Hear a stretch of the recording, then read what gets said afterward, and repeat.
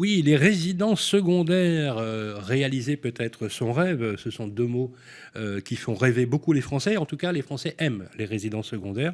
Elles sont dénombrées à plus de 3 600 000 en métropole, Nicolas. Et oui, 3 600 000. Pole position de la France au niveau européen, bien évidemment, parce que la France aime la résidence secondaire. Alors, comment faire en sorte que ces mots deviennent une réalité? Est-il possible d'en acquérir une à moindre coût? La réponse avec notre invité qui est en duplex avec nous. Il a créé sa start-up il n'y a pas très longtemps. Formidable succès. C'est Ludovic de Jouvencourt, CEO et cofondateur de Prélo. Bonjour Ludovic. Bonjour. Comment ça va? Bah écoute, ça va très bien.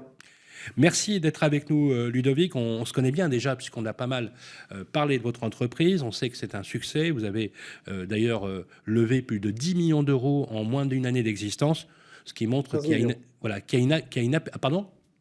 15 15 millions millions, d'euros, oui. 15 exactement. millions d'euros, donc 15 millions d'euros, pourquoi pas, finalement. Bon, l'essentiel, c'est que vous ne fassiez pas une incinération de fonds propres, hein, comme dirait l'autre. L'essentiel, c'est que vous portiez votre modèle économique. Alors justement, rappelez-nous un petit peu en quelques mots de quel constat est née la création de Prélo. En fait, on s'est rendu compte que, en moyenne, un Français passe moins de 45 jours par an dans sa résidence secondaire, alors qu'il en fait l'acquisition dans son intégralité.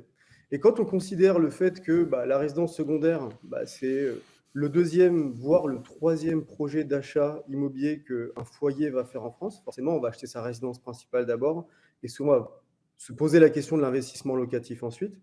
Quand on arrive au moment de vouloir acquérir sa résidence secondaire, on n'a souvent, en réalité, pas vraiment les moyens. Et donc, on a voulu jouer sur le fait qu'une résidence secondaire était occupée moins d'un huitième du temps et le fait qu'il y ait un pouvoir d'achat amoindri pour faire l'acquisition de ce bien, pour démocratiser le modèle du co-achat de résidence secondaire. Et alors, Et ça donc, comment on fonctionne. le fait? Oui, c'était ma question. Ça fonctionne comment? On est en indivision, on se rassemble entre amis et on achète une résidence secondaire ou on industrialise le processus? Alors, en fait, c'est pas forcément entre amis. L'idée, c'est que le mode d'achat soit structuré de façon à offrir un maximum de sécurité et de contrôle sur les règles d'entente pour le moment de cette acquisition. Et pour ça, on le fait à travers d'un véhicule qui est une SCI, donc une société civile immobilière. Et donc, une fois qu'on est propriétaire, les règles sont très claires et en fait, tout se passe très bien. Ces règles sont si claires qu'en fait, à la base, on voulait le faire pour des gens qui voulaient acheter entre amis, mais finalement, on se rend compte que les gens qui veulent acheter entre amis ont souvent des critères assez différents. Donc aujourd'hui, on rassemble très majoritairement des gens qui ne se connaissent pas. Et pour simplifier le processus de gestion et de consommation de sa résidence secondaire, nous, Prélo, nous sommes là en tiers de confiance pour gommer toutes les éventuelles frictions. Donc en fait, on s'occupe du ménage, du jardinage, de l'entretien, des AG et surtout de la location des nuitées non occupées pour générer un revenu locatif avec sa résidence secondaire. Ludovic de Jouvencourt, est-ce qu'on peut poser la question qui fâche? Dites-moi. Alors, le time sharing, historiquement, a été un échec en France et il y a eu même des, on va dire, des opérations un peu particulières où beaucoup de Français, malheureusement, ont perdu leur mise. Voilà. Alors, quand je vous dis, je vous provoque un peu, mais on se connaît bien déjà, mais vous m'avez déjà répondu, et j'aimerais quand vous reformuliez cette réponse. C'est quoi la différence entre Prélo, le concept, il y a l'acquisition titrée, parce qu'en fait, vous titrez finalement l'acquisition à travers des parts de SCI. C'est ce qu'on appelle de Ouais. la pierre papier ou de la détention. Effectivement, c'est pas de l'indivision, vous avez raison sur le principe. Qu'est-ce qui fait qu'il y a une différence entre ça et le timeshare? Pour que ce soit clair pour ceux qui Alors, nous écoutent. nous, quand on a décidé de lancer notre startup, on a évidemment étudié le marché du timeshare et on a étudié qu'est-ce qui ont fait que ce concept, enfin les choses qui ont fait que ce concept s'est arrêté. Alors, sans vouloir trop rentrer dans le détail, d'une part, je pense qu'il y a eu des pratiques commerciales qui étaient un peu extrêmes. Nous, on est vraiment très orienté vers la satisfaction client. On veut restituer un produit patrimonial à nos clients qui soit très liquide et qui leur permette, quand ils veulent revendre, de tirer un bénéfice et une plus-value de cet actif-là. Ensuite, on va systématiquement vendre des biens qui sont spécialement sélectionnés pour les attentes de nos clients. Donc, on rassemble d'abord 8 personnes sur la base de critères clairs et ensuite, on va trouver cette propriété pour la leur proposer. Et c'est très souvent dans de l'ancien. Ensuite, on va rassembler un maximum de 8 copropriétaires. Vous savez que dans le timeshare, très souvent, on vendait une semaine, il y a 52 semaines dans l'année. Donc, pour un même bien, pour une même unité, on avait 51 copropriétaires. Aujourd'hui, c'est maximum 8 et c'est même plus souvent 4 ou 5. Ce qui donne beaucoup plus de profondeur et de maîtrise sur quand est-ce que je veux aller en vacances dans mon bien. Et surtout, point très important, c'est que les dates ne sont pas fixes. Donc, on vend une quote-part de nuitées. Donc, un huitième donne accès à 44 nuitées calendaires. Si on prend 2 huitièmes, c'est 88 et jusqu'à 4, etc. Et on fournit un calendrier de réservation qui permet aux Ludovic, copropriétaires de réserver leurs vacances. Donc, Ludovic, c'est pardonnez-moi, mais très comment on simple. fait dans les 44 nuitées si on a sur les 8 copropriétaires, même n'y en aurait-il que 4 ou 5, s'ils veulent tous partir au mois d'août? Bah oui, c'est la question qu'on se pose. Effectivement, tout le monde veut partir en vacances Mais au même moment. c'est la question. Non, mais c'est la question qui est récurrente. D'ailleurs, Ludovic, certainement la réponse. Eh ben alors, c'était un des sujets qu'on voulait tacler, qu'on voulait régler très tôt dans cette histoire. Et on s'est vite rendu compte, en fait, qu'il y a un très fort niveau d'équilibre sur les demandes des hackers potentiels en termes de saisonnalité. Je vous donne un exemple. Évidemment, les foyers actifs avec des enfants vont très souvent s'orienter vers les vacances scolaires, le mois d'août, etc. Alors que les expatriés, les étrangers et surtout les retraités préfèrent la basse saison. Donc Mais nous, ce qu'on va alors, faire, on va créer de la complémentarité. c'est là où c'est peut-être pas forcément totalement clair pour moi, c'est que j'imagine que les demandes de parents sont différentes des demandes des retraités ou des demandes des expatriés qui du coup sont pas forcément mis au sein des mêmes groupes qui vont acheter les mêmes maisons, puisque une maison faite pour les enfants va être indivisée, enfin normalement devrait être divisée entre parents qui cherchent une maison faite pour les enfants. Donc il n'y a pas ce sujet de ils veulent tous partir en vacances au même moment. Non, vraiment pas. D'ailleurs, en fait, je pourrais vous faire une blague.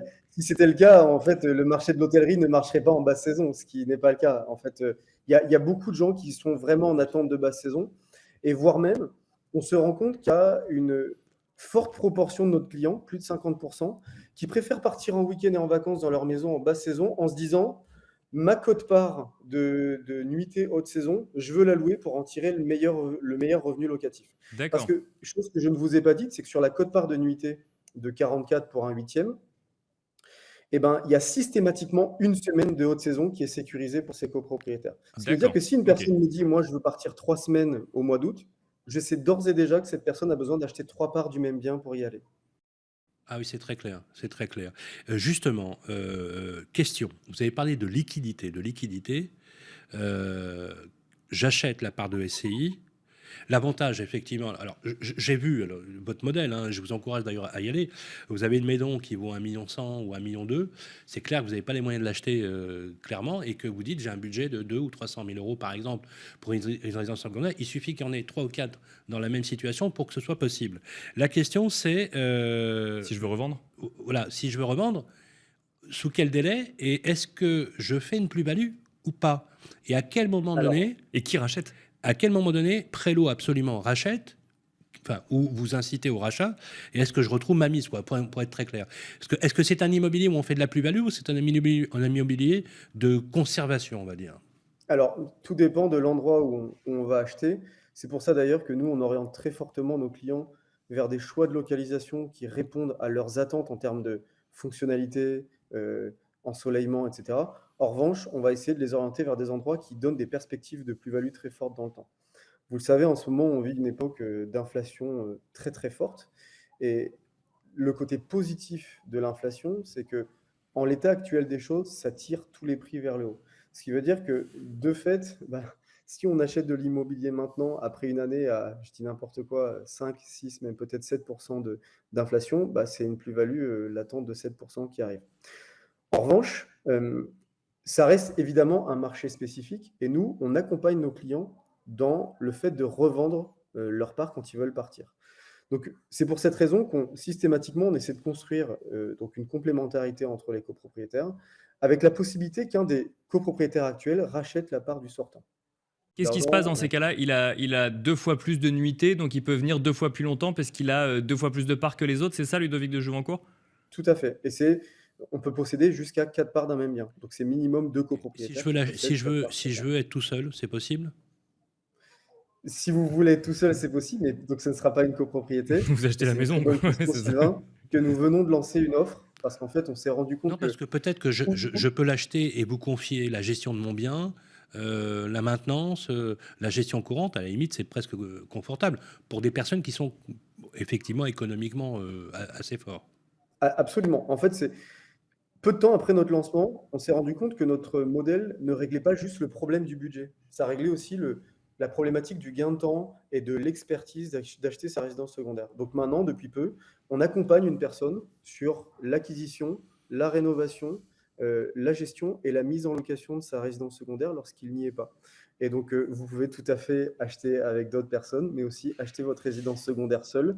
Nous, on vous accompagnera sur le choix du bien, le choix de la rénovation qu'on va devoir faire et surtout, on va gérer le revenu locatif. Alors Enfin, justement, la location du bien. justement Ludovic de Jouvencourt, ce sujet revenu locatif, est-ce que vous pouvez nous donner peut-être quelques chiffres sur le nombre de résidences que vous avez accompagnées, résidences secondaires que vous avez accompagnées aujourd'hui, et la proportion de celles qui, en plus d'avoir 8 copropriétaires, sont mises en location pour en tirer un revenu locatif? Alors, pour vous dire les chiffres qu'on peut communiquer aujourd'hui, donc on a plusieurs dizaines de propriétés actuellement, on se rend compte qu'on donnait la possibilité ou non à un propriétaire de décider s'il voulait louer ses nuitées non occupées ou non. Aujourd'hui, c'est systématiquement le cas. On nous dit systématiquement, moi je veux tirer l'impact patrimonial le plus positif de mon bien, ce qui veut dire que quand j'y suis pas, je veux le louer.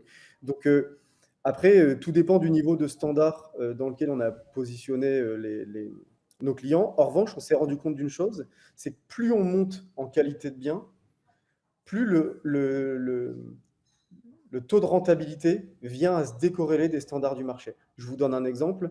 Là, on vend des propriétés de 4 à 6 chambres à moins d'1 heure de Paris. Donc, sur une thématique maison de campagne, on arrive à sortir des rendements locatifs de plus de 10%, ce qui est relativement exceptionnel pour du produit de résidence secondaire qui nous permet en plus de partir en vacances quand on a envie. Donc, on devient une vraie alternative patrimoniale à l'investissement locatif classique et standard.